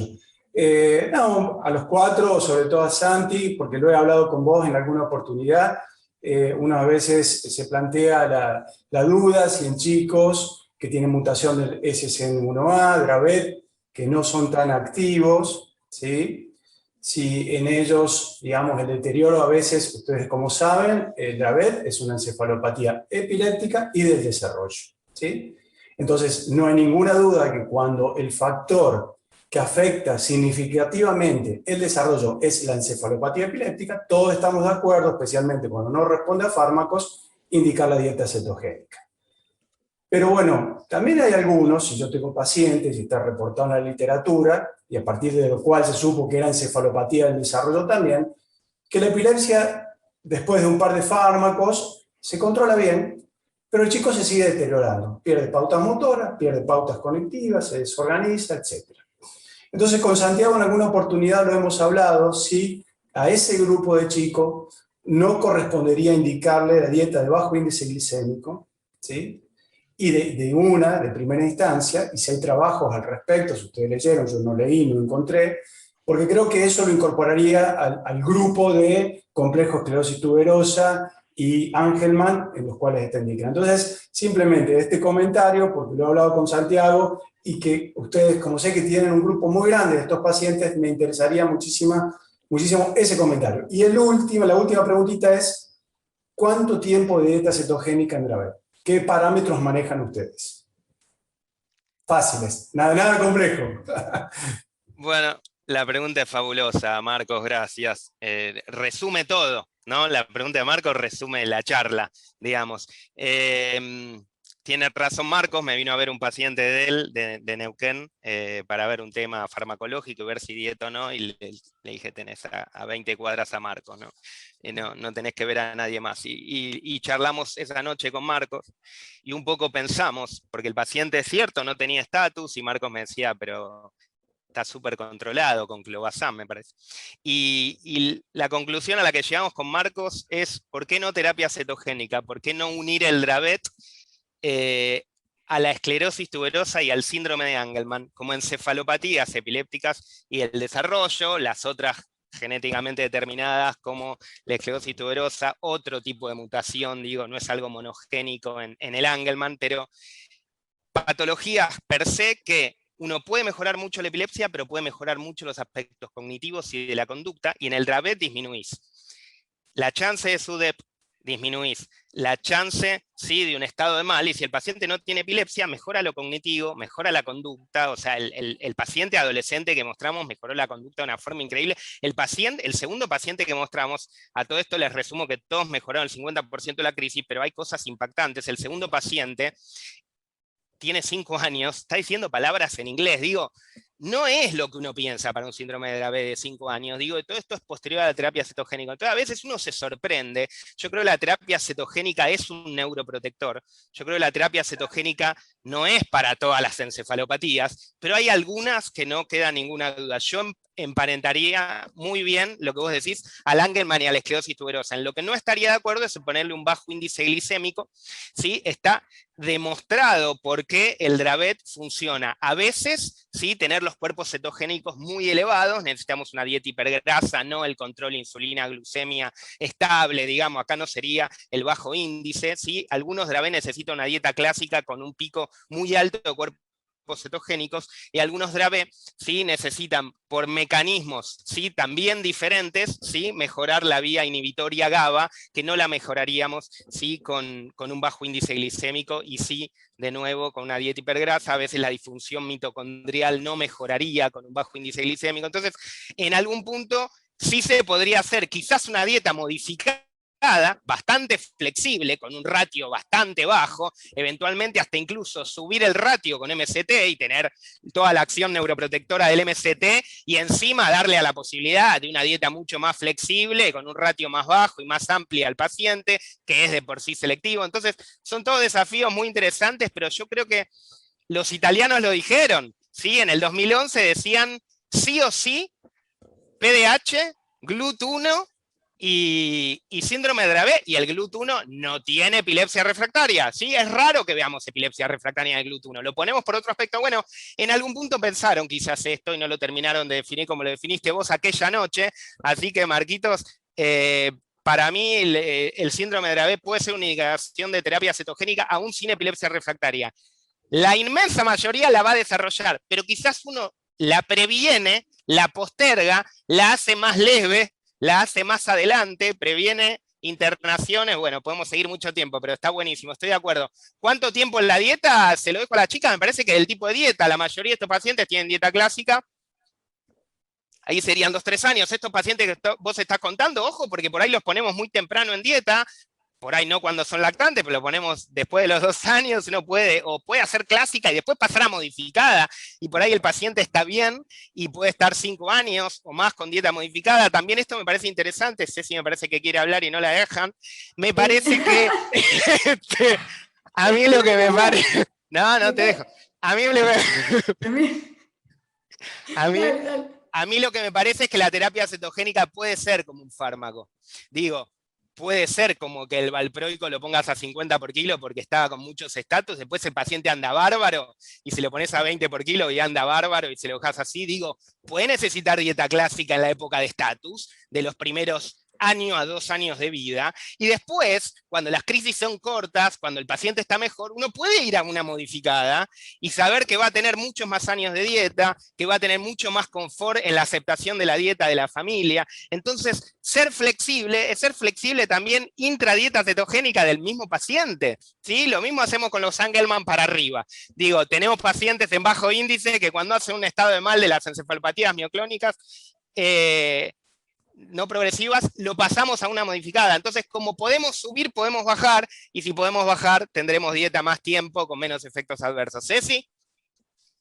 No, yo creo que, por ejemplo, el síndrome de Dravet es uno de los síndromes que yo hoy ya diría, este síndrome va con TCM, con y sin dieta. Creo que el TCM, los triglicéridos de cadena media, es importante usarlos en estos pacientes con los desafíos gastrointestinales que puede acarrear, pero vale la pena, y quizás después de 2-3 años de una dieta con altos niveles de cetonas, con triglicéridos de cadena media, ir titulando, ir bajando la relación, y quizás ahí sí quedar con una modificada, o por ahí de más grandes puedan ir a un bajo índice glicémico con TCM, pero con producción de cetonas. Que las dietas de bajo índice con TCM producen cetonas, a diferencia de si uno no usa los triglicéridos de cadena media, ¿no? Entonces es como unir todo esto y también pensar en inflamación, y que hay que mirar la microbiota de estos pacientes. Perdón que termino siempre hablando de lo mismo, pero es así. De hecho, en el último congreso de Dravet hubo una charla especial de microbiota. Listo. Exacto, fue el congreso hace 2 semanas de síndrome de Dravet internacional, el europeo. Bueno, tuvimos la suerte que nos inviten, ¿no? Pero bien. Tenemos acá a Mariana Diz, que también quiere hacer una pregunta en vivo. Hola, ¿se escucha? Hola Marian, sí. Hola, felicitaciones a los 4. Re linda la charla, me encantó. Muy Gracias. clara. Refuerzo el concepto de que para tener valores altos de cetonas no es necesario sí o sí realizar una dieta cetogénica clásica. Así que el comentario del neurólogo estuvo más que acertado. Le quería preguntar a las chicas, en el caso número 3, que utilizaron la fórmula hidrolizada, ¿el manejo de los alimentos hicieron alguna selección o no fue necesario? ¿Con la fórmula alcanzó para controlar, digamos, la diarrea que presentaba? Mari, de hecho, el paciente ya venía muy restringido, sí, y tuvimos que ir incorporando de a poquito, ¿viste? Como, a ver, probando, bueno, la zanahoria, que hacía 1000 años que no comía, si la toleraba, porque comía manzana, banana, papa, pollo y no mucho más. Cuando intentamos agregar aceite, no, la verdad es que con una cucharadita, porque nosotros lo conocimos en noviembre. Él ya le habían indicado terapia cetogénica, le había indicado muy acertadamente el doctor Cersósimo terapia cetogénica. Lo conocimos, tenía una insuficiencia de vitamina D, la corregimos, una deficiencia de selenio, la corregimos, e intentamos mejorar el peso, y la verdad es que se hacía imposible hasta que la obra social le autorizó la terapia cetogénica, y bueno, y finalmente le empezamos, principio de marzo creo que fue, sí, después de que el chico en febrero hizo un estatus, pero la realidad es que fuimos mirando lo que el chico iba tolerando. De hecho, ahora tiene pendiente una endoscopía digestiva, que tiene una gastroenteróloga que lo sigue, y de hecho, quizás otra opción, si no funcionaba con la fórmula peptídica, era poner enzimas pancreáticas. O sea, pensamos en muchas opciones, y acá de vuelta, ¿no?, en la interdisciplina también con el resto de los especialistas. Pero este paciente tiene mucho compromiso, incluso algo que nos llamó la atención fue que venía muy bien de las diarreas. La madre me escribe el otro día y me dice, empeoró de las diarreas. Bueno, ¿qué pasó? ¿Qué pasó? Y revisando, 48 horas antes había recibido la vacuna del COVID, le dimos probiótico y mejoraron las deposiciones.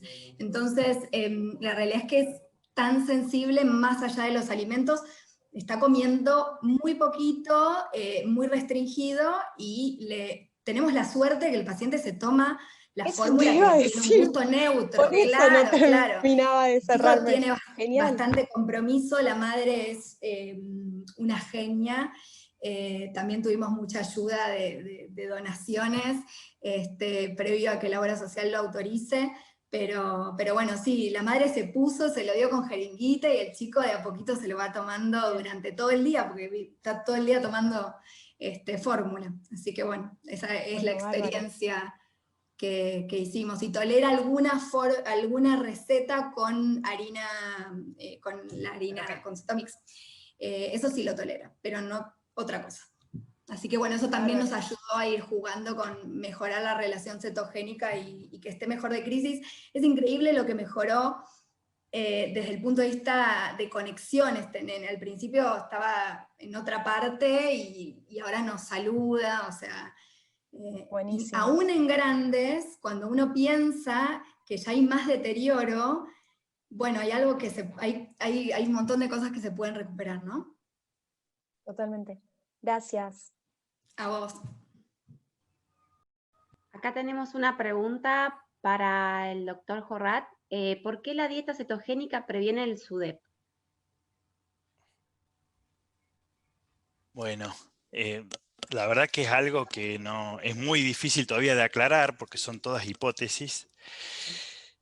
Aparentemente, digamos, lo que yo lo había puesto ahí en una de las diapositivas, las hipótesis por la que, digamos, por un lado protege contra el SUDEP, se planteó que obviamente al tener este beneficio en lo que es la regulación del ritmo circadiano, en lo que es la estabilización del sueño y en lo que es la optimización de esa vía tálamo-cortical, que es muy importante sobre todo para esos arousals que se producen ante la asfixia, y que eso es uno de los mecanismos importantes para el SUDEP, tiene un efecto protector, por un lado, y por el otro, esto que les mencionaba. O sea, para mí es muy importante, a ver, esto es un comentario que uno lo ve habitualmente cuando ve las polisomnografías. O sea, nosotros habitualmente tenemos mayor porcentaje de sueño REM después, o sea, en la segunda mitad de la noche. Y hay algunos artículos, y sobre todo es un pensamiento también muy desde la terapia cetogénica, a mí me parece que esto está íntimamente relacionado por el ayuno que tenemos durante la noche, que se sabe que el ayuno y que por ahí la acción de los cuerpos cetónicos aumentan la concentración de la galanina, que es un neuropéptido que es de los más potentes promotores del sueño REM, y al haber mayor cantidad de sueño REM se produce un efecto protector para la propagación de las crisis, independientemente que se produce una estabilidad o una mejoría en la estabilidad de la membrana neuronal, pero también se favorece esa sincronía que se ve en el sueño REM, y eso evitaría la propagación de las crisis. Hay otras hipótesis también. Se plantea que existiría un factor beneficioso en lo que es la regulación de la respiración, sobre todo en sueño, y un poco también esto del impacto de que una crisis o por ahí esa disminución en la ventilación, esa disminución en la concentración de oxígeno cerebral que puede producir una convulsión, favorece también a que se produzcan apneas centrales, y es todo un mecanismo muy complejo que la dieta cetogénica lo que termina haciendo es mejorando esos sistemas de defensa frente a estos distintos mecanismos. Son todas hipótesis, porque lamentablemente, por ejemplo, este trabajo que plantea lo del ratón con la mutación del SCN1A, no tienen, o sea, no hay estudios experimentales con registros de polisomnografía en los que uno pueda evaluar todos los parámetros que estarían implicados en la fisiopatogenia. Pero es muy importante, digamos, tenerlo presente, y más aún en este síndrome. Tenemos ahora a la doctora Marisol Toma, Marisol Toma, que quiere hacer una pregunta en vivo. Hola chicos, ¿me escuchan?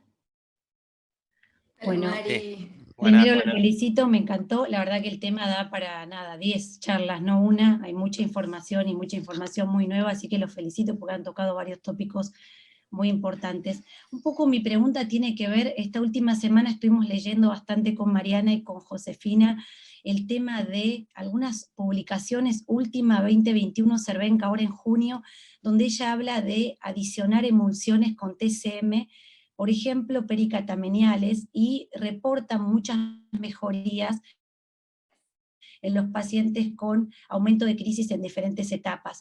Esto vendría a reemplazar un poco los ayunos intermitentes que usábamos anteriormente, y nosotros también lo estamos poniendo en práctica con aquellos pacientes que tienen muchas crisis nocturnas, o aquellos pacientes que al despertar tienen mayor cantidad de crisis, y las cetonas por todo el eje de cortisol se ven descendidas, y la verdad que en muchos casos nos está resultando. Mi pregunta básicamente tiene que ver con esto, chicos. ¿Qué pasaría, no sé si tienen experiencia o lo han leído, si uno puede anticipar en estos pacientes que tienen factores prevenibles como las infecciones o las vacunas, donde uno tal vez los interna o ajusta la medicación ante estos episodios? ¿Qué pasaría si nosotros modificamos el radio cetogénico o cambiamos la relación, o hacemos estas bombas digamos, de grasa que son como dirigidas, y vuelvo a lo mismo, reemplazarían tal vez los ayunos que son más difíciles de sostener? Quería preguntarles si lo han hecho o si tienen algún reporte o algo como para comentarnos. Hola Mari, gracias por la pregunta, es muy interesante. Sí, de hecho nosotros por ahí los quisimos hacer como concisos y resumidos los casos, pero en el segundo paciente básicamente lo que nos pasaba es que las peores crisis eran durante la madrugada, que todos sabemos que hay un descenso del nivel de cetonas. De hecho, los padres lo medían muchas veces a la madrugada para titular cuál era el mejor nivel de cetonas para él, para controlar esta crisis generalizada, que la verdad es que les alteraba la calidad de vida a toda la familia, ¿no es cierto? Entonces nosotros durante un tiempo, y de hecho ahora reciben más porcentaje de MST a la noche que en el resto del día, porque si no se va demasiado por ahí a la tarde, llega con las cetonas muy altas, así que nosotros sí hacemos este juego de aumentar, pero bueno, no queríamos como complejizar tanto porque había un montón que contar, es como vos decís, es un tema muy interesante, pero sí lo hacemos, me da mucha tranquilidad que ustedes también lo hagan. Sí, esto de los pacientes que son sensibles a cetonas, porque no todos, ¿no es cierto? Hay pacientes que para el control de crisis es independiente del nivel de cetonas, pero los que sí, es importante buscar la estrategia, y de hecho tenemos pacientes más grandes, no con síndrome de Dravet, pero con otras epilepsias refractarias, que antes del ciclo ya aumentan la relación cetogénica y mejoran esas crisis. Así que sí, esa es nuestra experiencia. No sé si los chicos quieren agregar algo más por ahí. No, a mí la idea me parece que está buenísima, digamos. Lo hicimos con ese paciente, quizás no tan intenso como lo plantea. Imagino Marisol está muy bueno, que debe estar pensando en lo que se llama la bomba de grasa, digamos. Y yo creo que quizás está bueno, como ella dice, prevenir el estado de mal. Hay muchos pacientes que se diagnostica Dravet porque se van a vacunar. Yo creo los viejos reportes de la década cuando se describió la cuádruple de la encefalopatía epiléptica postcuádruple y el estado de mal postcuádruple, bacteria pobre cuádruple, esos son todos Dravet. Cualquier paciente que se vacuna y tiene un estatus es Dravet. Hay que buscarle que no es una mitocondrial que se descompensa con algún fenómeno, con alguna nox, entre comillas, pero la inmensa mayoría son Dravet. Entonces, yo creo que sabiendo que el paciente tiene un Dravet y se va a vacunar, me parece que está bueno lo que ella plantea. Yo creo que el paciente empezó con una infección y sabemos que puede desencadenar un estatus. Me parece que está bueno lo que plantea de aumentar muchísimo el tenor graso. Y yo creo que hay otras situaciones que uno previene que por ahí no tiene tan en cuenta en el Dravet, que es importante que las conozcamos todos. Algunos que tienen a veces un pattern visual específico y por ahí jugando al fútbol al aire libre pueden tener crisis, estímulos sensibles, ¿sí? Y sobre todo, lo que se desconoce, y en otra época hubiésemos dicho, no hay relación entre lo emocional y la epilepsia, ¿sí? Y sí hay relación por el eje serotoninérgico y por un montón de ejes, ¿sí? Los pacientes con síndrome de Dravet tienen crisis desencadenadas por emociones y está muy descrito que su propio cumpleaños es típico que tienen crisis epilépticas. La emoción hasta positiva, el desborde de emoción, le genera crisis por una desregulación de neurotransmisores. Entonces quizás previo al cumpleaños, bomba de grasa y ya en el cumpleaños seguir con las bombas de grasas. Así que nada, me parece que está bueno. Está bueno y no lo pensábamos mucho, lo pensábamos más con benzodiazepinas de acción corta, digamos, con Ricardo siempre lo charlamos de lorazepam, diazepam por boca ante aumento de crisis o ante situaciones especiales. Está buenísimo cuando hacemos con el paciente tiene estimulador vagal, no es el Dravet el que más tenemos con BNS, le pasamos el imán más antes de la menstruación a esa paciente con Lennox-Gastaut. O sea, está buenísimo. Todas las estrategias que puedan prevenir crisis y desde la dieta está buenísimo. Y esto que charlamos antes, la dieta no es algo estanco, homogéneo, las 24 horas del día, digamos, ¿sí? Se puede jugar como con la dosis de un fármaco. Está buenísima la idea. Sí, gracias, está piola. Bueno, buenísimo. Muchísimas gracias a los 4 por sus excelentes exposiciones. La verdad que súper interesante. Nos quedaríamos charlando y preguntando muchísimo tiempo más. Se nos hizo un poco tarde, pero bueno, todas las preguntas que tenemos o que quieran hacerle y que no hayamos podido exponer en vivo o a través del botón de preguntas y respuestas, nos pueden mandar mails y nosotros se las transferimos a los oradores de hoy, así pueden resolver sus consultas. Así que bueno, muchísimas gracias a los 4, a Cines, y a todos los que están del otro lado por haberse conectado y haber participado de este webinar. Así que bueno, los esperamos dentro de 15 días con el próximo. Muchísimas gracias y buenas noches. Chao.